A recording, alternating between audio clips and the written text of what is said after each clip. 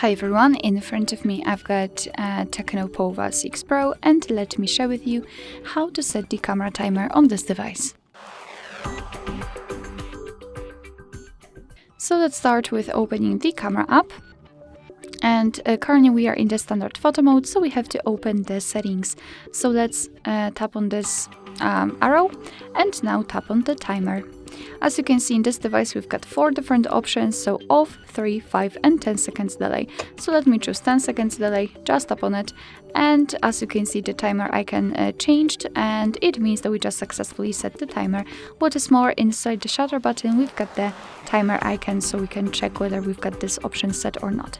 So all we have to do is to tap on the shutter button, and as you can see from now on your device will count down from 10, 3 or 5 depending on which option you've chosen, and after that time it will simply take a photo.